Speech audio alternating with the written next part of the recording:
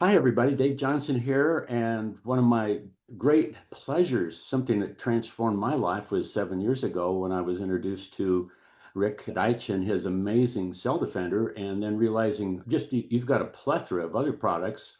And a little bit about your background. I believe you can say it better than me, but you've done billions of dollars in product development over a lot of years. We're excited because you're doing it for yourself now. And now you've got the very best products, but tell us about why you're excited and why we're here and what we're going to do. And yeah, who are you, Rik Deitsch?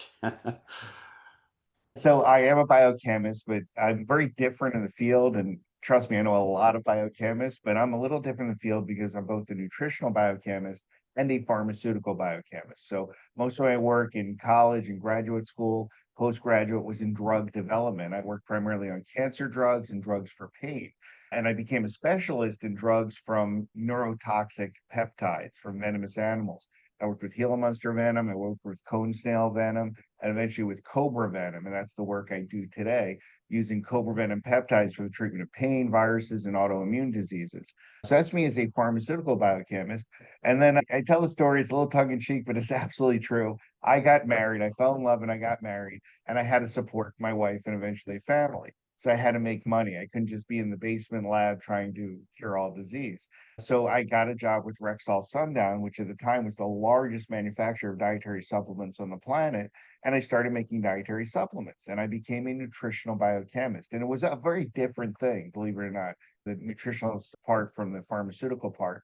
But I did start in product development, eventually making products for network marketing companies. And that was exciting to me too, because most scientists don't get to talk to the end user of their products. They really don't do that. They don't get to educate the end users about the power of their products. And also, a lot of the products that are really good require some education, some amount of education, what I call a heavy lift.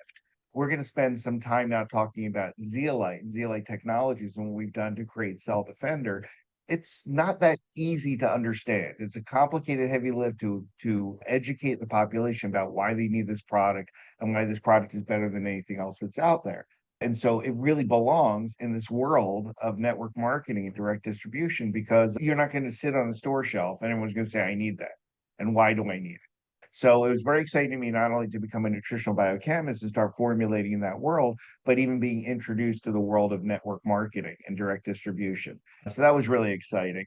And of course, like you said, I did that for years. And at one point, and it was really my partner now, Neil Roth, and Neil and I started Avini together. So this is over 20 years ago. Neil said, how much money are you making for them? And we actually sat down and listed out all the products I had developed and their gross sales, and it was over $4 billion. And I said, I didn't get paid that. I didn't get paid a fraction of that. I did, a small fraction. But so we said, we really need to do this for ourselves. So I did start another company, made other products, which eventually led to my work with zeolites, which I'll talk about in a minute. And that became huge. The zeolite products that I have now, the concept has sold over 8 million bottles since we sold our first one. So it's literally helped tens of thousands, hundreds of thousands of people over the last 20 years. Wow.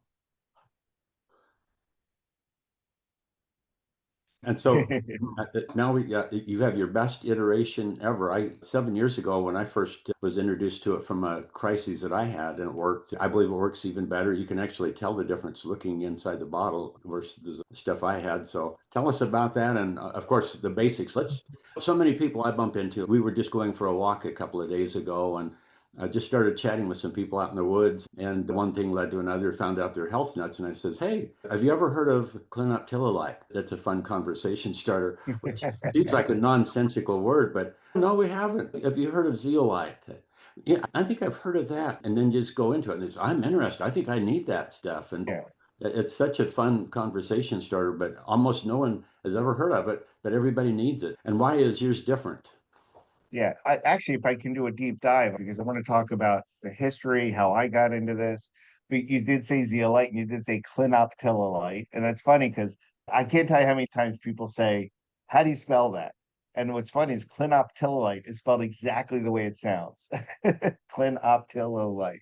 So it's pretty easy. But what you're talking about is yes, everybody needs this because the first question is really simple. Are you toxic? And the fact is, all of us are toxic. There's no way to live in this world today without exposure to toxins, to volatile organic compounds, to heavy metals, to microplastics.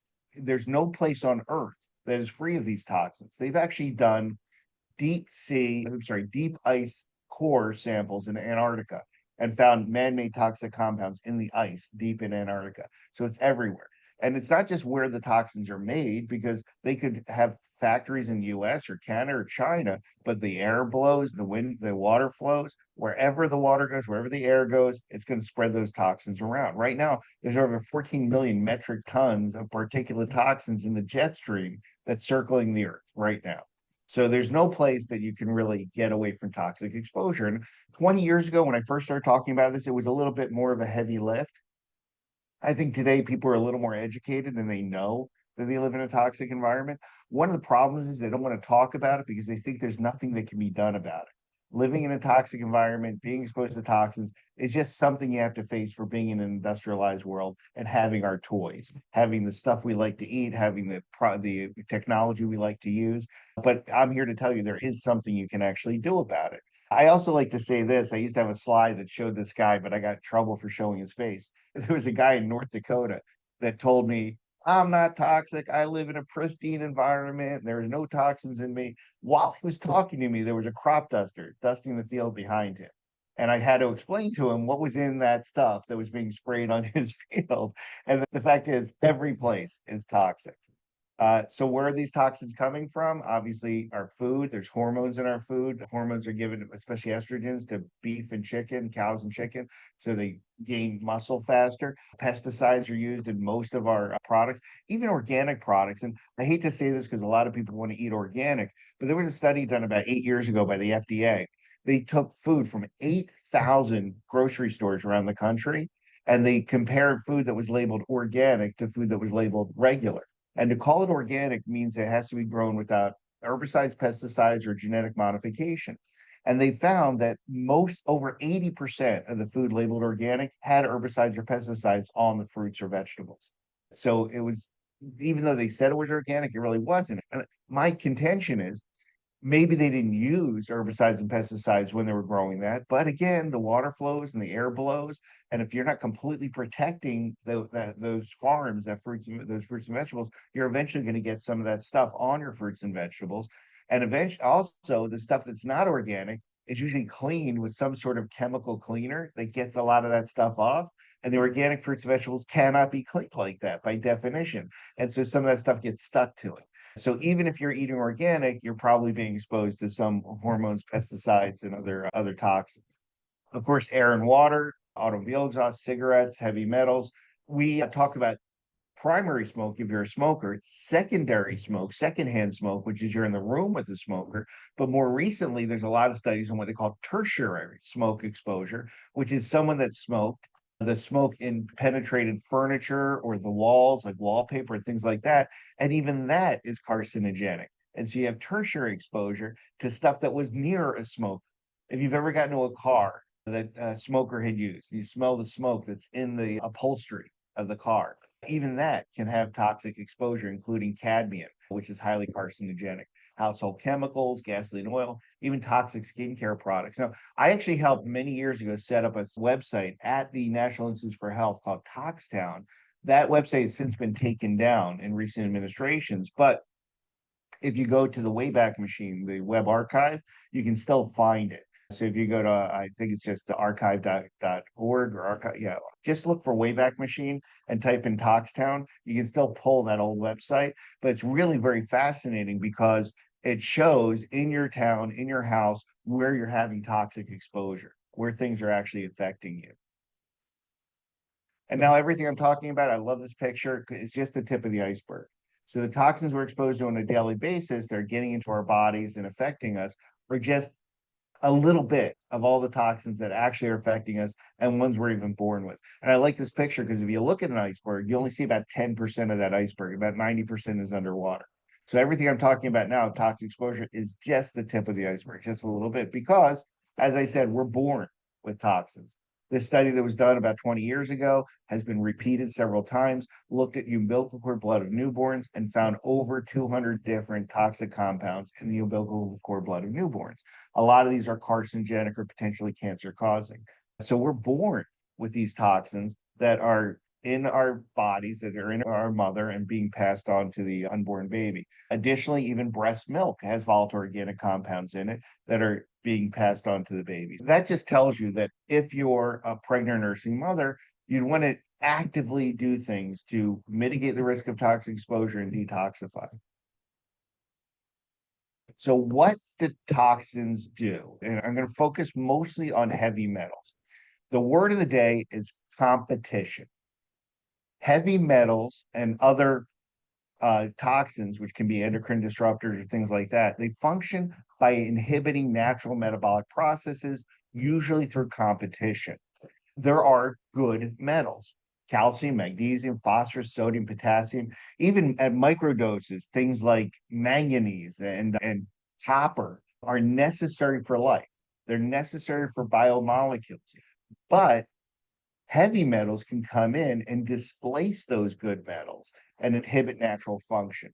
Okay, I'll give you a couple of examples if people have seen me talk about this before. So this is ATP, adenosine triphosphate. And if you look at it, this is adenosine. This is a nitrogenous base that's part of your DNA. And then you have one phosphate group, that's a phosphorus and four oxygens. So one phosphate, two phosphate, three phosphates. The phosphorus groups are highly negative. So this bond right here is two negatives stuck together. Remember, like charges repel. Just if you try to put two magnets together that are repelling each other, they want to break apart, but they're holding together. Then you have another highly negative bond. So this is a highly charged bond. This is even higher charge. This last bond has a ton of energy in it. It's trying to pull apart. What stabilizes it is a single magnesium atom. In fact, active ATP is usually called magnesium ATP. Now, what does ATP do? ATP is energy storage for the body. Whenever you need to do something, you spend ATP to do it. This molecule will go to a site that requires energy. That magnesium will let go, that bond will break.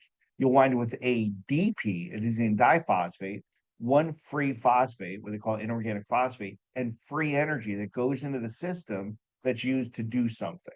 So this is the energy currency of the body. Anytime your body needs to spend energy to do something, it uses ATP.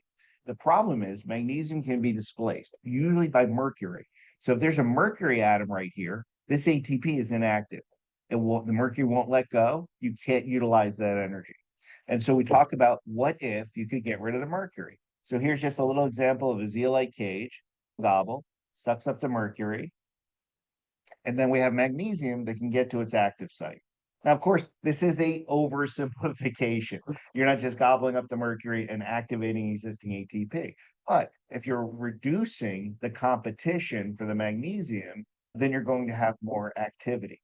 And this is one of the reasons people use the cell defender and they say, I have more energy, I can do things better. You literally have more energy because this ATP is active. Okay, so that's a big deal. Another example I like to use is zinc finger proteins. So this is a zinc finger protein. You can see that there's a single zinc atom in the middle of the protein that holds the shape of the protein. The zinc finger proteins are necessary for cell division. Anytime your cells are going to divide, zinc finger proteins come in and help copy the DNA to make new cells.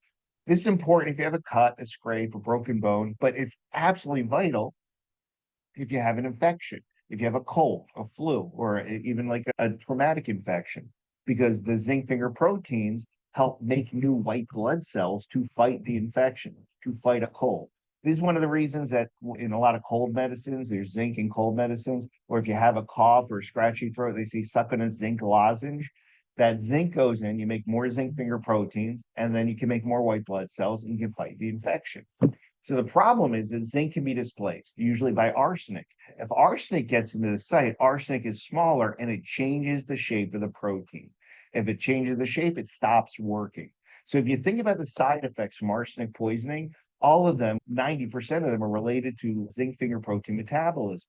So think about arsenic poisoning. Your hair can fall out, your skin gets thin, your immune system shuts down. These are all things because you're not properly copying new cells. So these are the effects of arsenic poisoning. So what happens when you get rid of the arsenic? Zinc finger proteins can be reactivated. Zinc can get to the proteins, more zinc finger proteins, more activity, better healing. When I first launched my very first zeolite product, a guy called me because he said, I got a cut in my finger and I took your product and the cut healed overnight. Your product heals cuts. I said, no, my product doesn't heal cuts. Your body heals cuts. Our bodies are a miracle of engineering. Everything's supposed to work the way it's supposed to work. But what happens is things like heavy metals and other toxins get in the way of that activity. You get rid of the gunk, you get rid of the heavy metals and toxins, everything's going to work the way it's supposed to. And in this case, we see an upregulation of zinc finger protein metabolism, which makes everything work better. So let's talk about detox. So we're already exposed to all these toxins. These are getting into our body. Do we have natural detoxification pathways? And yes, we do. The first thing is simply barrier and/or elimination. Barrier means things like your skin. Your skin prevents toxins from getting in. The hair in your nose. I know a lot of us aren't very happy about having hair in our nose, especially as we get older and it starts poking out. But the hair in your nose blocks and filters toxins from getting in. And what does that mean? So when you sniff and they don't get into your body or into your lungs, they actually get stuck in the mucus. You swallow them and they're excreted through your fecal matter. So that is a barrier to entry. Additionally, our intestinal tract is a barrier to entry. It picks and chooses what gets in from the intestinal tract into the bloodstream. And so a lot of toxins never get in. They simply go through the intestinal tract and go out as fecal matter. Then what happens if the toxins actually get into your body? Well, we have mechanisms in the kidneys and the liver to transform those toxins to make them more water soluble so then we can excrete them. And that's the job of filtration in the kidneys and transformation in the liver to remove those toxins. Now, the problem is our toxic exposure is much higher than our ability to excrete. Because of that, we have an increasing body burden of toxins. And so that's the term, body burden. How many toxins are actually in your body right now? Now, there's all sorts of tests people can do. They do challenge tests to shake up the toxins and look at urine and blood and muscle biopsy and hair, looking for heavy metals, volatile organic compounds, and other toxins in the body. The problem is there's no way to really know all of your body burden because a lot of the toxins sequester. Because we can't get rid of those toxins, the body hides them in metabolically inert or inactive tissue, primarily fat, muscle, bone. As an example, lead loves to displace calcium and go into bone, increasing risk for osteopenia and osteoporosis. Mercury loves fat and goes into fat cells. So different metals, different volatile organic compounds will go into different tissue. That's sequestration and increasing the body burden. So because that stuff's all hidden, it's hard to tell exactly what sort of toxins you have in your body. I say there's no way, you've heard me say this in my talks, there's actually one way, it's cremation. You can cremate the body and measure volatile organic compounds and heavy metals that come out, but you can only do that once. And I don't recommend it for anyone that wants to live longer. But I tell you, there have been clinical studies where cremation has taken place and we've done those measurements and you can see who's exposed to what sort of toxins in different places. So what do we do now that we have this increasing body burden and all these toxins sequestered in our body? How do you decrease the body burden? Now, there's lots of things that we call detoxification. For the most part, over the last 40 years or so, we've conflated the word detox with going to the bathroom, with increasing urinary excretion and increasing digestive motility, basically peeing and pooping. So you take diuretics, even over-the-counter diuretics like dandelion root. You take laxatives like senna-based teas, things like that to increase digestive motility, and they call that detox. And it is true, if you're getting things out of your body, you're getting toxins out as well. But it's not very specific. It's not going around trying to trap toxins around your body or removing it. Even some of the real detox compounds like chlorella and activated charcoal and even zeolites for a very long period of time only worked in the digestive tract. They would take things out of the digestive tract and pull it out, which of course is good, but you still have all these toxins sequestered all over your body. So there are other things like infrared saunas force you to sweat. That's another way to eliminate things from the body. Lymphatic drainage kind of massages and moves things along to try to get some of those toxins out. Colon cleansing, energetic body, or even acupuncture has been used to try to remove these things. electromagnetic, homeopathic, vitamins, herbs, other things I've talked about, like chlorella and algae and things like that. And then lastly, more specifically, chelation. So what is chelation? The concept of chelation is you have a molecule that has a negative charge that grabs on to metals in the body. The first big chelator was EDTA. EDTA has a -2 charge. So it was used ever since World War II to remove lead from people's bodies. It was big in World War II because in World War II, they used a lot of lead paint when they were painting the boats and things like that. They also used a lot of lead acid batteries in the Jeeps and the tanks and stuff like that. So there's a lot of lead exposure to our soldiers. And so when they knew they had lead poisoning, they would use IV EDTA, injectable EDTA, to remove that lead. Now, the problem is EDTA is only charge specific. In fact, almost every chelator is charge specific. So EDTA has a -2 charge. It takes out everything with a +2 charge. That includes calcium, magnesium. And so when you're chelating with some of these compounds, you have to constantly add back the good stuff you're taking out.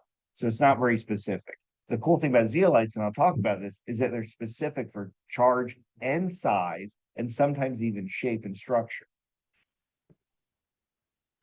So we can look at the zeolite as a new approach to chelation, to constantly removing toxins specifically. And it's not really chelating, because chelating grabs by charge differentiation and pulls it in. This is where like clathration is, where it pulls into a cage-like structure. And that's what the zeolite is. So what are zeolites? So zeolites are crystals. They're formed of volcanic eruptions. Volcano lava and ash goes into salt water and forms these crystal structures. So I have a zeolite here. Yeah. Stop the share for a second. Oops, that. And I can show you this. This is a nice little zeolite rock I have here. This is chabazite. So you can see that this is the zeolite powder, and it forms crystal structures. Has anyone, like when they were a kid, made rock salt, boil sugar, and then you let it crystallize and it forms these cool little crystals? That's what happens here. The powders get wet and then they form these crystal lattices and they grow and grow. That's how all crystals form. So zeolites are just a form of crystal, aluminosilicate crystal. So this is cool. This is a grape-like crystal structure of chabazite. And you can see from the side angle, you can see how it forms from here. It forms into the crystals. They get bigger and bigger as they form. So this is just an example of a type of zeolite. Now, there are many types of zeolites, 49 types of zeolites that are found in nature. Let's go back to here.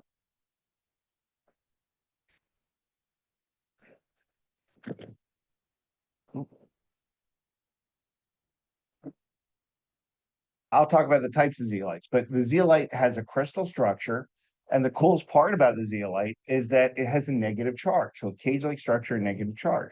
Because of that cage-like structure, negative charge, zeolites can pull into themselves and trap within themselves a variety of different positive compounds. The size and charge is really specific, really loves things like heavy metals and doesn't love things like calcium, magnesium. And I'll go into that a little further on. Now, there are many types of 49 different naturally occurring zeolites, and they're completely separated by the type of crystal they form. So, for example, you have chain-like or acular needle-like zeolites. So here's scolecite. See, it forms pins. So that zeolite is a zeolite like others, but if you breathe it in, it can actually kind of form pins in your lungs and cause damage. In fact, asbestos is a acular type zeolite. And I tell you this because you guys are going to watch this. You're going to go on the internet and go on Google and type in zeolite and disease or zeolite and cancer. And you're going to see that asbestos is zeolite. Asbestos causes cancer, mesothelioma. And you're going to say, how could you sell this product? Zeolites do this. No, acular zeolites do that, and only when you breathe them in. So we certainly don't use an acular zeolite. We don't use asbestos in our products. Then another form is chabazite. That's what I just showed you. That's equant or grape-like zeolites. They form big, bulky clusters. If you have a salt lamp at home where you have the crystal with a light bulb in it, and they say it's for deodorizing your house, that's what it is. It's chabazite, or a form of grape-like zeolite. When it does get warm from the light bulb light, it will exchange toxins in the air and pull in bad smells. And it does deodorize the room. That's how those salt lamps work. Then you have sheet-like zeolites on the right here. Sheet-like zeolites are considered completely safe. They have GRAS status, generally recognized as safe. And we use the most prevalent sheet-like zeolite called Clinoptilolite. You can see how it's spelled there. And so what is Clinoptilolite? Clinoptilolite has been used for over 800 years in traditional medicine. It's very abundant. It's pretty much all over the place. It has GRAS status, high affinity for the bad metals and low affinity for the other metals. If we do this, how can I switch screens? There's other stuff out there. I'm trying to go to, I had an article that I wanted to show you guys. How do you Here we get go. PowerPoint? I found it. So this article came out in 2020. They found evidence, historical evidence, that the ancient Mayans used zeolite mine sites as water filters. So there's a zeolite mine site in the Yucatan. They show it exactly how it was set up with an aqueduct system that they would take the water that ran through the mine site. I guess at some point, someone drank the water and it tasted better. It was cleaner. So they figured out that the zeolite itself actually cleaned the water. So this is something like for more than 800 years in recorded history, we've known that the zeolite was a great detoxifier. Now, I didn't mention this before. The term zeolite actually means boiling rock or boiling stone. It's from the Greek. And that's because the first guy that actually named a zeolite or discovered it as a class of minerals took some powdered rock and heated it up and steam came out. So that just tells you there's so much space inside the zeolite that actually holds a lot of water. And it looks like dry rock, but when you heat it up, it boils. Water comes out because it's got so much room inside. All right, so we know it's highly abundant. We know it's 800 years in traditional medicine, non-toxic. There's whole societies in India that eat this every day. They're called geophasics, and they eat the zeolite every day. But when I first started looking, I realized there were issues. The main issue is when I get the zeolite from the mine site, it's huge. It's greater than 40 microns. It's a very big compound, very big, rough, granular sand. And most of the people that had products out there just took the powdered zeolite and they threw it into products. I knew that was great for digestive detoxification, but if you wanted to be systemic, it had to be smaller. Certainly less than 5 microns. The smaller, the better. Additionally, zeolites are dirty in nature. Why? Because that's what zeolites do. They suck up toxins and heavy metals. So if you have a zeolite mine site, every time air blows through it, every time water flows over it, it's sucking up toxins from the environment. And so when you get the zeolite from the mine site, it's full of that stuff. It's actually full of toxins and heavy metals. In fact, you can look up, there's other companies that have tried to get their products approved, mostly in the EU, and they were denied over and over again. One company called Uremica tried twice, and they were denied both times because of the high mercury content in their product. Now, I'm the first to tell you that zeolites are considered safe, even though there's mercury in it. Is it safe? Is it not? The fact is, the zeolite's so good at holding on to that stuff, it's probably perfectly safe. It's just not going to do you much good if the zeolite is already full of all those toxins and doesn't have available surface area. So this actually shows you a zeolite mine site. Oops. Why I'm not seeing my cursor here. There we go.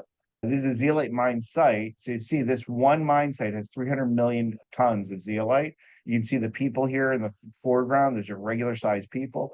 I like to show this slide, not only to show you the mine site, but if you look here, you can see like the levels where the crystals form. So you see where the zeolite powder is from the rock, and you see where the crystals form from the rock site. So it shows you how those crystals form. But I also want to get across to you, people say, are you ever going to run out? I can't tell you how many times we have a really cool raw material and there's a global shortage of it. We deal with this all the time, especially with herbal products that need to be grown in specific places. We're not going to run out of the zeolite. There's plenty of zeolite in that one mine site. Like I said, there's 300 million metric tons. Let's go back to here.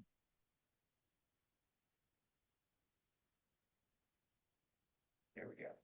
Okay, what does the zeolite look like? This is the Clinoptilolite cage, and this is important because it shows you what will and will not fit in the cage. So the zeolite has repeating 8-sided and 10-sided pores. So you have a 10-sided pore, followed by an 8-sided pore, followed by a 10-sided pore, followed by an 8-sided pore, and here's 8-sided, 10-sided, 8-sided, 10-sided. It's repeating 8-sided, 10-sided pores. And they are 7.5 angstroms by 4.2 angstroms and 4.2 angstroms by 4.2 angstroms. It is a rigid crystal structure. It's not going to change. This is what really separates zeolites from clays. If you've heard of things like bentonite that's used for digestive detoxification, clays swell when they get wet. Zeolites do not. Zeolites don't change shape just because they get wet. They don't swell or shrink based on the hydration. So that's important. It's a rigid structure, what will and will not fit in. So if you actually looked at it, what we call a space filling model, which I was really trying to get for us for this call, but I'll put something really good together for this next summit. Two sides of the zeolite. If you think of the zeolite as a 6-sided die, two opposite sides have both large pores and small pores.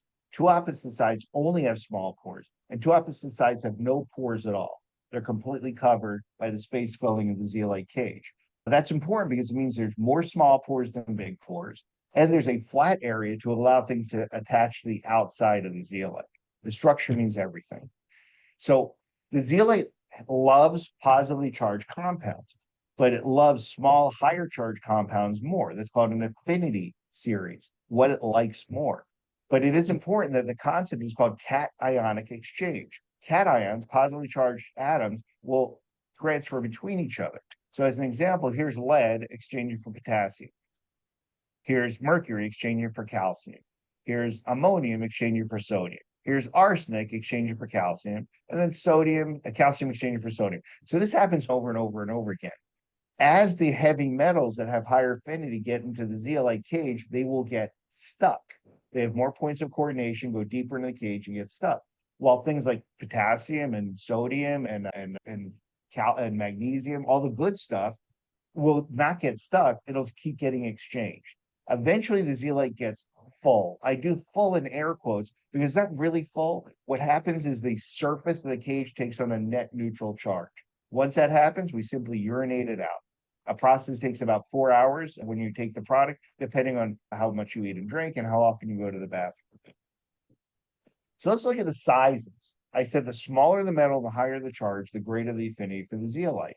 And this just gives you an example that the stuff that's good for us tends to have a lower charge and a bigger size. So there's potassium is +1 is huge. Zeolite hates potassium. You got sodium with the 2.3 angstrom van der Waal radii. Then you have magnesium +1, 2. You have calcium +2.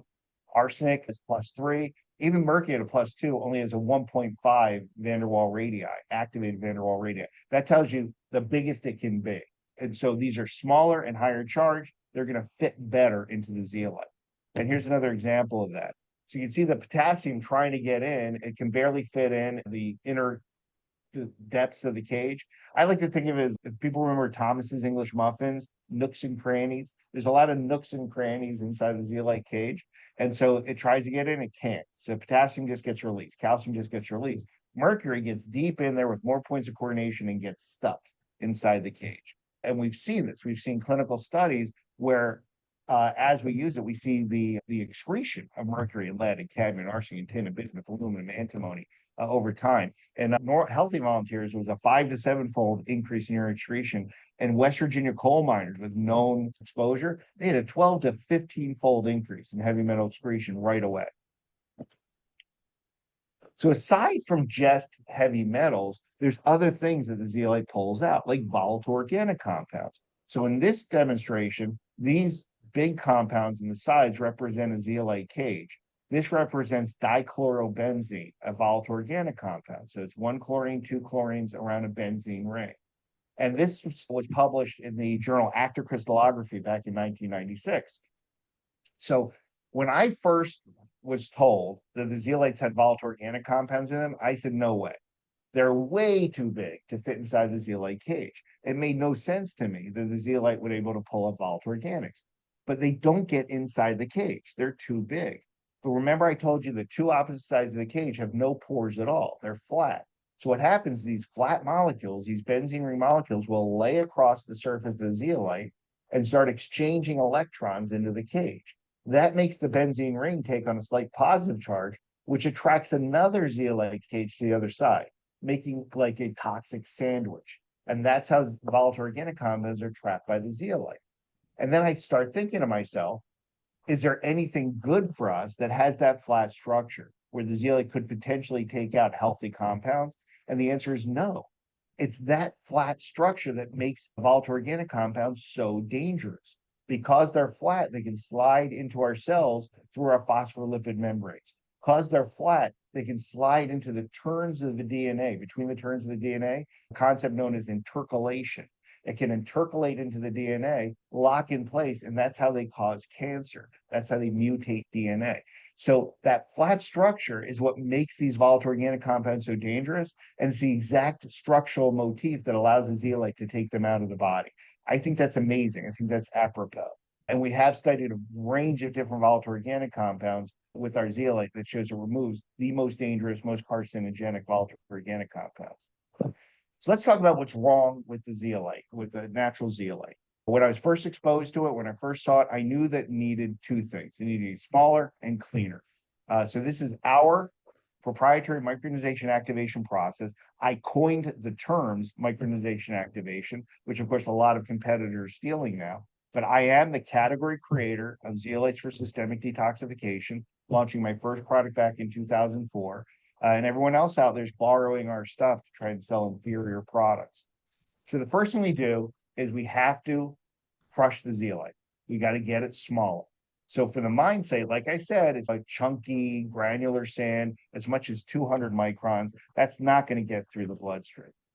So we do a micronization process using high pressure and centrifugation to reduce the zeolite. I say less than 5 microns, but our particle size is across the board under 1 micron, with our smallest particles being about 349 nanometers.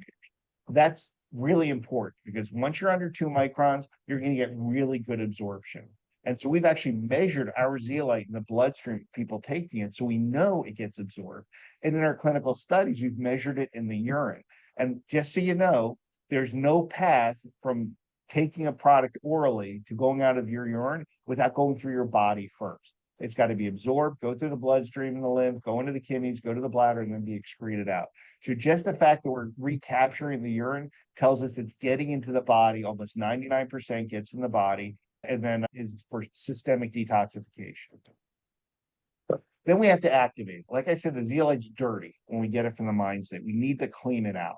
So the first thing we do is we add it to ultra purified water. And for people that come on the tour, you're going to see our water purification system. It utilizes cationic exchange, anionic exchange, bulk filtration, microfiltration, UV light, and polishing.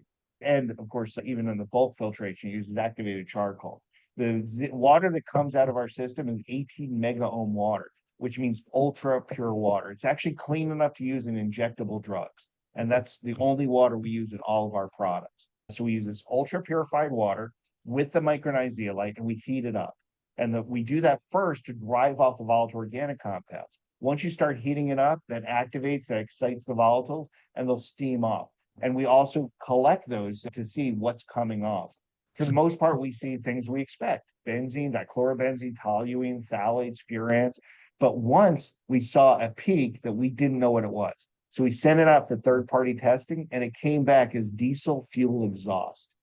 I was fascinated by that because what that's telling us is that the mining equipment that's mining the zeolite is creating toxins that the zeolite is sucking up. So other companies that talk about how clean their zeolite is, they don't need to do an activation process. I'm telling you, if you used a truck to mine it, that stuff is in your zeolite. I know it because I've taken it out of the zeolite and measured that. Anybody else that's not doing an activation process says they don't have to do an activation process. All that crud is in the zeolite. So after we heat it and get rid of the volatile organics, then we do a forced cationic exchange. We use natural acids and salts, and we force the oxidation of things like mercury and lead and stuff like that. So you can see the oxidized particles start to come out. That's all the junk that's in everyone else's zeolite that's not in ours, because we're cleaning out our zeolite. And you can see as it comes out, we repeat the process over and over again, and we remove all the oxidized particles. We also run it through a magnetic filtration, and we do that because if anyone remembers back when I first launched my zeolite, 2004, 2005, right around 2007, we had some material that actually turned brown after we released the product. And so this is important because it was fine when we bottled it. It was a perfect color when we bottled it, and later it got darker. And people were concerned. They thought it was something was wrong with it. And we found that it had a few micrograms of iron that had not been removed from the zeolite during the activation process. Now, of course, there's nothing wrong with that. My argument was you probably breathe in more iron walking past the steakhouse than was in that product. But regardless, the iron would oxidize and turn brown over time. And people didn't like that. It was simply a change, a color change. It really didn't change the effect of the product. In fact, all that product we used for clinical research because it was perfectly good product. But we are an evolutionary company. We try to improve over time. And so we added a magnetic step to our filtration process to remove any iron from the solution. So we won't ever have that problem again. So what are the actual claims on the zeolite, the micronized activated zeolite? It supports a strong, healthy immune system. We know that. It detoxifies the body by removing heavy metals and other toxins. It helps balance your body's pH. And it's also an antioxidant. It captures whole free radicals in the system. So it acts as an antioxidant. These are the legal claims on the zeolite. Now, of course, you're going to hear fantastic claims about treating all sorts of diseases. What I'd like to do now is go a little bit into the clinical research that supports some of these other things about how the zeolite can be used with other things, with other treatments to make a cleaner, healthier body. And this is something you're going to hear me say a lot. A cleaner, healthier body fixes itself. People will come up with these amazing testimonials of how we changed their lives. And my argument is, yes, the zeolite contributed to that. But what the zeolite did is allow your body to do what it's supposed to do. Your body is supposed to fix itself. So let's talk about some things. There were several studies published where the Clinoptilolite zeolite was antiviral. It actually stopped viral replication. It was used in one HIV study that showed a log 5 reduction in the growth of HIV in those patients. So basically, their contention is that when a virus replicates, remember, a virus is only DNA or RNA, genetic material, with a protein code. It's not really alive. It can't reproduce by itself. So a virus gets into our cells, hijacks our replication model. It hijacks our DNA to make copies of itself. And what it does is it makes all the pieces, all the viral particles to make a new virus. And then it makes something called protease, an enzyme that snips the pieces. When it snips the pieces, they all take on a charge and they go through something called self-assembly. They then assemble to make a new virus, which can then lyse out of the cell and infect other cells. So the theory is that after viral protease snips these viral particles, you have small, positively charged, high charge viral particles that can now be absorbed by the zeolite, taken out by the zeolite. So if that happens, when the virus undergoes self-assembly, it's missing pieces of itself, vital pieces of itself. It's like when I was 18 years old, I had a car that didn't work and it sat in our driveway and it didn't work. And I couldn't start, I couldn't do anything. As far as anyone was concerned, it was a sculpture because it was not a car, because it was missing vital components that would allow me to start the car and function. So if you imagine that these viruses are missing proteins to actually be an active virus, now that's an inactive virus. It cannot hurt you. It cannot harm you. And so that's the theory with these published studies on the use of zeolite with viruses. Now, there's also now been 7 publications of Clinoptilolite zeolite in cancer patients, with cancer patients. Now, in no way, shape, or form am I saying the zeolite treats or cures cancer, but in published clinical studies, when the zeolite was used with other modalities, chemotherapy or radiation, the patients had improved patient outcomes and reduced side effects from chemotherapy. And so one of the concepts is the activation of apoptosis. So we have things in our bodies called tumor suppressor genes. Basically, their genes are supposed to be turned on if the cell knows that there's cancer. And for a cancer to be successful, it's got to turn those genes off. We believe that when the zeolite gets near a cancer cell and goes into the cancer cell, it can activate those genes. First of all, understand that 99.9% of the function of the zeolite is extracellular. It's outside the cell. It's way too big. Even the micronized zeolite cages are way too big to get inside a cancer cell, or inside a normal cell. But cancer cells are voracious. They're hungry. They suck up everything. So if a zeolite cage gets close to a cancer cell, it will get sucked up through endocytosis. So now imagine this. There's a zeolite cage, and it's been sucking up toxins and heavy metals. It's got volatile organic compounds all around the outside of it. It's this guy dragging mines behind, like a ship dragging mines behind it, and it gets inside the cancer cell. Now you have this toxic bomb that's delivered inside the cell, and it activates the P21 tumor suppressor gene and induces apoptosis, makes the cell kill itself, something about cell suicide. So that's what they've seen in vitro work and in vivo work, and now what we've seen in 7 publications. The last one is fascinating. It was a study with just published in 2022. It was prostate cancer patients utilizing platinum-based chemotherapy, a chemotherapy called carboplatin. And the recommendation was to discontinue use of the zeolite a day before treatment and start again 2 days after treatment, because zeolite could, in fact, remove the platinum, which is the active component of the chemotherapy. And you want to give the chemotherapy at least a few days to try to kill the cancer.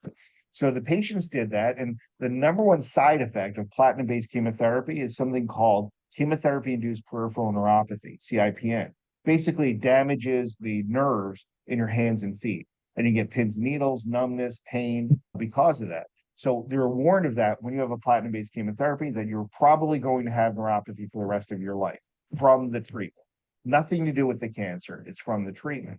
So in this particular study, they were really just looking at CIPN, chemotherapy-induced peripheral neuropathy. But they found that the patients that were on the zeolite had better outcomes for the treatment, less side effects, and no evidence of peripheral neuropathy. So just adding the zeolite eliminated that major side effect of platinum-based chemotherapies. Then we talk about alkalinity. We talk about acid and base. So understand this. Water is H2O. Think of it as HOH. If all you have is pure water, your pH is 7. That's neutral. If you have more H plus protons, the pH goes down and you become acidic. If you have more OH negative hydroxyl groups, the pH goes up and you're alkaline. Now, the body is supposed to be slightly alkaline. What we call physiologic pH is about 7.4. That's where everything works right. Everything in the body works right. But there are some things in the body that can cause us to become more acidic. Our diet, lack of exercise, and sedentary lifestyle. Because normally, as you can see from this equation, we balance the pH of our bloodstream through buffering and buffering of bicarbonate. So it makes CO2, it makes H2O, and it can buffer back and forth to be an acid or base or neutral. But poor diet, lack of exercise, all sorts of things can create an acidic environment in our body. In an acidic environment, our proteins don't fold properly, our enzymes don't work properly, and things like bacteria, viruses, protists, molds, yeast all grow well in an acidic environment. They grow better. Even cancer requires an acidic environment for growth. And so if you become more acidic, you have all these issues. So we want to try to become more alkaline. And what we found is the zeolite, through a couple different mechanisms, improves the alkalinity of the body.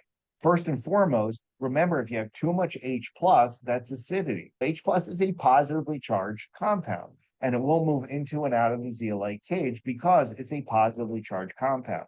Now, it won't get stuck.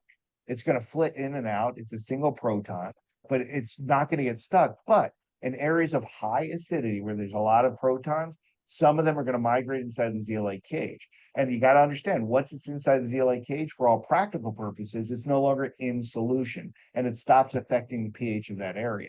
In that case, I call it a geographic buffering agent that buffers everywhere the zeolite goes and makes the area more alkaline. That's one thing. Additionally, this is a little harder to understand for people that don't understand organic or inorganic chemistry. Some metals function like acids. They're called Lewis acids. And if you get rid of those heavy metals, it actually does affect the acidity and alkalinity of the system. And so by removing those toxic heavy metals, you're actually improving the pH balance. You're raising the alkalinity of the body. So we have done a lot of studies. The studies that I'm most proud of are the ones we've published and presented. So we did a study in healthy individuals. We did 7 days and 30 days and published as a single trial in a peer-reviewed journal. And we saw a 4 to 7-fold increase in heavy metal excretion in healthy individuals. So even in healthy people that had no complaints, we saw a great increase in heavy metal excretion. And then they actually reported that they felt better. They felt healthier. My favorite study I talk about all the time is our West Virginia coal miner study, which was an 84-day study. and it was placebo controlled, double blind placebo controlled. And we said, where can we find the most toxic people we can think of? West Virginia coal miners. They get coal dust all the time. They're in the mine site. And so we found up a bunch of stuff from this study. The first is we saw as much as a 15-fold increase in heavy metal excretion with the West Virginia coal miners. That was fabulous. The second thing we found, and this is important, we told them they could take the product any way they wanted to take it. Now, most people, and Dave, I saw you take the product earlier. Most people simply take some, squirt it in your mouth, and swallow. Some people don't want to do that. They want to add it to food or drink, put in other things, bake with it. People ask me all the time if I can take it different ways. This study was fabulous because we told them, take the product any way you want to take it, but be consistent in the way you take it and let us know how you took it. So some people add it to their food, their drink. One guy, meat and potatoes guy, added to his mashed potatoes every night. One guy had a glass of scotch every night before bed. He added it to his scotch. And it didn't matter how they took the product. As long as it got in your body, they had the same benefit. So that's really vital. Get it in your body, you're going to have that benefit. And so that's really important. We also looked at electrolyte levels because some people said, okay, I'm taking the zeolite, I'm taking it for a long time. At some point, is it going to start taking good stuff out of your body? And the answer is no, it won't. There were large studies done in the 70s in goats, cows, and sheep and ruminants because they had the same concern. We're giving the zeolite to animals to try to reduce toxic exposure and toxins from their food products and toxins from the earth.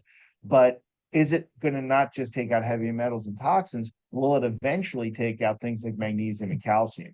And so they did a huge study with animals, and they found that it actually increased the nutritional value of those animals, improved their absorption of things like magnesium and calcium.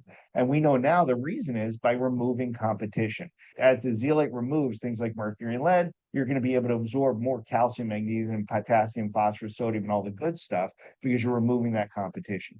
So we saw the same thing in our electrolyte level study. No changes in vital serum electrolytes, actually improvement in vital serum electrolytes as we saw heavy metals come out. The biggest study we ever did was an exercise recovery that was in 300 individuals. We saw that people that used the zeolite could exercise longer, recover faster, and the guys who were really elite performers improved performance. The guys that really understood that they could get a second off their swim time, they could get run a little faster, lift a little longer, lift a little higher because of the zeolite. So we thought that was fascinating. We also did pH therapy. We looked at pH, salivary, muscle biopsy, and urinary pH to show that we were increasing pH over time. We also did in vitro analysis. Does the zeolite like certain things like volatile organic compounds? We also did a study in depleted uranium. If people don't know this, depleted uranium is a side product of nuclear reactors, and it's a very heavy metal. And so the powers that be in the Department of Defense said, we have this really heavy thing. What can we do with it? Let's put it into bombs and make the bombs heavier. So all munitions used by the US have some depleted uranium in it. So if you have a soldier that went anywhere where munitions were used, he's been exposed to depleted uranium. So anyone that came back from Iraq, Iran, Afghanistan, they really need to be on this product because we have proved that the zeolite loves depleted uranium, will suck it up.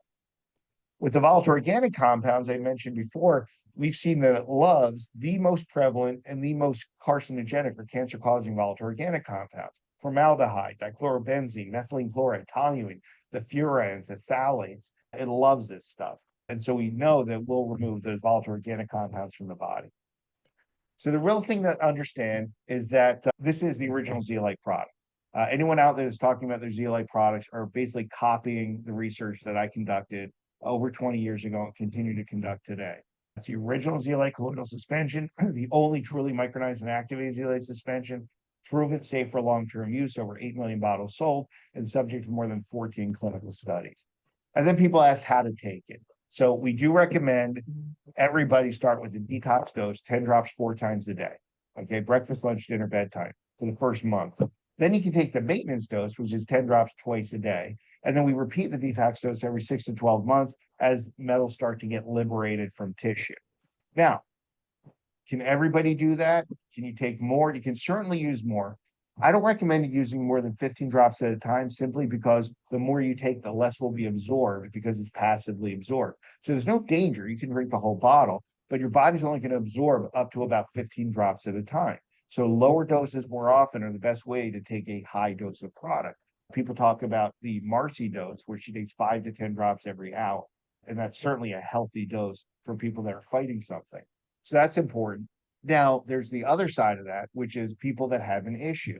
It's really about 1% of the population, one tenth of 1%, about 1 in 1,000 people will have an issue when they take the product. What is that issue? If you're highly toxic and you start taking zeolite, your body's going to be thrilled that you're doing something about it. And the tissue will start to release toxins and sequestration. Some people call it a detox crisis, a dumping crisis, a Herxheimer reaction, and it can cause fatigue, can cause flu-like symptoms. Understand first and foremost, it is not dangerous. It is just uncomfortable, but it can be very uncomfortable. And so people have called me and said, I use your product, it made me really sick. No, my product didn't make you sick. You have a highly toxic body that we've liberated those toxins. And someone, the worst thing you can do at that point is stop taking the product. It's like this person said, I stopped taking it, made me so sick, and I've been sick for a week. Of course, you've been sick for a week. You just shook up. Imagine that you have a glass, a bottle, and it's got mud in the bottom of the bottle and clear water where you shake it up. And now the mud is all over in the water. That's what she did. She shook up her body. She's got all these toxins in circulation, and she stopped using the product. So what I tell people who have these sort of reactions is you have two choices. One is keep taking a high dose and clean yourself out. In a week or two, you're going to feel wonderful. If you can't handle that, greatly reduce the dose. Take 1 or 2 drops in a bottle of water, drink that throughout the day, and then raise the dose slowly over time. Make sure you're drinking plenty of water, and you're going to be able to get up to that 5 to 10 drops per dose. And then, of course, if you feel like that, you definitely are highly toxic and need the product. Stop to share. Okay, so that's my master class that does a deep dive into it. I had one other thing I'd like to share with you guys. Everyone always asks for demonstrations of the zeolite, and it's really hard to demonstrate because it's sucking toxins in a slow, steady pace in the body. But I do have a video that we did a while ago that shows the difference between micronized and non-micronized zeolite. Yeah. Okay. So basically, we have a dichromate solution, which is a green solution. And we have raw zeolite, and then we have, it's not activated, it's just micronized. So it has much more surface area. And we're adding the zeolite to the dichromate solution. And it shows how much more effective the micronized zeolite is than the unmicronized zeolite. And mix them up. It takes a while as it settles out. But I'm fast forwarding. But let's see. You can see there's still green in this solution. That's the raw zeolite, and how clear this solution is. That because we've micronized it, we've greatly increased the surface area of the zeolite, and it can suck up a lot more toxins and volatile organic compounds, in this case, the dichromate solution. So it's much clearer. So it's not the best example, but it shows just simply micronizing the zeolite can make a huge difference. And of course, we activate it after that. I understand that one drop of Cell Defender has about 100,000 individual teensy tiny particles. Is that accurate? Yeah. And then if you actually look at the size, it's actually over 90 square meters of surface area per drop. So you got to think about how much mercury is going to be sucked up by 90 square meters because it unfolded and it has all this surface area that can suck up toxins, volatile organics. It's very cool stuff. That's a whole lot of pores. That's a whole lot of atoms it can take in. Exactly, exactly. And that's true too, because I would talk to a doctor the other day that was a chelator, and she uses IV chelation in her office. And I say, listen, there's a place for IV chelation. That's usually traumatic exposure. The kid just chewed on a mercury thermometer, got a bunch of mercury exposure. He was an explosion, got lead exposure. In that case, you can do chelation, you can do dialysis or plasmapheresis. You want to try to get those metals out as quickly as possible. But for just regular detoxification, chelation is just very hard on the body. It's IV, so now you got needles, and if you're working with kids, it's really tough. And the dose is very high. It's grams and grams of EDTA, which can actually crystallize and cause damage to the kidneys, the bladder, all sorts of issues. We're talking about milligrams of the zeolite taken slowly over time that just keeps sucking up these toxins safely, effectively, and eliminating from their body. So it's a much, much better way to detoxify. Yeah, chelation, like you talk about, it's indiscriminate. So it takes the baby out with the bath. So you got to replace that. It doesn't take 15 minutes. You got to lay in a cot with a needle in you for a couple of hours, thousands of Yeah. dollars. A lot easier to just, this is complicated. That's, Exactly. Exactly. And that was the whole discussion I had with that doctor the other day who does chelation therapy. So she's going to look at the zeolite and see what we're doing. And again, I didn't just completely tell her that there's no use for chelation, but it's only for emergencies. It's not for daily detox. And we've done this. And this is a big thing now with the autistic community because in the 70s and 80s, they found that they don't know exactly what causes autism, but certainly heavy metals make it worse. It's part of the etiology. And when they chelate autistic kids, they seem to improve. And so we said, let's do it ourselves. So we did one small study, 67 patients at Arizona State University, and we saw all these autistic kids improve over time. It was amazing. And you can look at the testimonials that are available for Cell Defender. There's tons and tons of testimonials on autism and improving in basic function. Kids are nonverbal, becoming verbal simply by using the Cell Defender. a healthy, clean body fixes itself. Wow. Exactly. And I tell that story too, if I can add that to the tape. I know we went over an hour, but when people watch a master class, they should expect to spend some time. But I talk about testimonials, and I love telling this one story, especially I keep bumping into people that were there. I was in Maui, a crowd of about 800 people, and they were giving testimonials. And a guy got up on stage and said, I was blind and now I can see. And I'm like, what?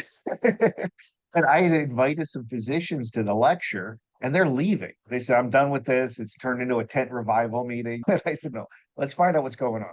So the guy was diabetic. He was a brittle diabetic, taking 4 or 5 shots of insulin a day. And he decided he was going to take control of his health. He started using our products and watching what he ate. And he had early stages of diabetic retinopathy, which is the leading cause of adult blindness in the United States. So he was going blind. But in early stages, it is completely reversible. And so what happened is as he controlled his blood sugar and he used our products, especially the Cell Defender, he got his diabetes under control and his diabetic retinopathy reversed. A cleaner, healthier body fixed itself. So no, the zeolite does not cure blindness, but it can improve all body functions. I don't know if I mentioned that we did a paper pencil test with the coal miners, and we've done this with most of our studies. And the same 4 things always come up. Everyone says they had more energy during the day, they slept better at night, they had improved cognitive function, they were thinking clearer. In fact, a lot of people said it's like a fog lifted off my brain. And the fourth thing which surprised us was improvement in visual acuity. Eyesight improved, especially night vision and glare recovery. And so we strained for that. We're like, why would that happen? And now we believe that because the zeolite takes the toxins out of the body, it improves liver function, takes some pressure off the liver, whose job is detoxification. The liver then makes a compound called glutathione, which is the principal antioxidant that protects the eye. So if the liver is healthier, more glutathione, the eyes get healthier. And so that's why we've seen improved visual acuity. But we've seen that in all of our studies, those 4 factors. All right. One final word to close this up. Safe, effective. I'm going to say I still get people that talk about competitors. And I'll say this because I didn't mention this before, but within a year of me launching my first zeolite product, there was a competitor. And I can talk about them freely. They're out of business. The company was called Denali. It was another network marketing company, and they made a product called Denali Tox. And their entire claim to fame was it was better than my stuff. That we looked at Rick's stuff and we made it better. And of course it was, and it wasn't micronized or activated. They added other compounds to it, some of which could be dangerous. And then all the distributors were calling me, Rik, you got to analyze your product. Tell us what's different. Give us defense against this product. And my father taught me, he was a baseball player, and he said, you don't have to swing it every pitch. Okay. Just because someone's yelling at you about something doesn't mean you have to talk about it. And it's important to know that sometimes even talking about somebody elevates them. Talking about a competitor can actually give them credence. And so I don't talk about people that I don't think are worth talking about. So in this case, I said, let's just see what happens for launching the product. So within weeks of launching the product, it came out that it turned your teeth green when you took it, which I thought was a negative. I don't think anybody wants green teeth. And second, within a month, it put 5 people in the hospital with liver damage due to aflatoxicosis. So things in the liver, Aspergillus flavus or Aspergillus parasiticus, that cause aflatoxicosis, liver damage in those patients, in those people. So that product was pulled off the market. The president of the company was fired, and I think they were out of business within 6 months, maybe a year. but that was the first competitive CLA product that came out of there. Now, I'm not saying that they're all that dangerous. I think most of them are just ineffective. There's a product out there called Clear. We analyzed or tried to analyze. We put on the centrifuge. We can't find anything in it. It's clear because there's nothing in it. So we've looked at these other products. I do have a particle size analyzer. I'm validating now. Anyone on the tour next week will be able to see it. Once that's fully validated, we're going to look at every ZLA product in the market and look at their particle size, because a lot of people are lying about their particle size. We know what our particle size is. We've done tons and tons of research on it, but we're going to do our average particle size and then every competitive product, and we'll make it available to everybody to see through particle size analysis with the Sympatec QuiPic system using laser X-ray diffraction. We can tell you exactly what size particles are in all these products. So that's something very exciting. In the future, that's going to be a buzzword. Everybody's going to know about clinoptilolite, especially micronized activated clinoptilolite. Yeah. Thank you.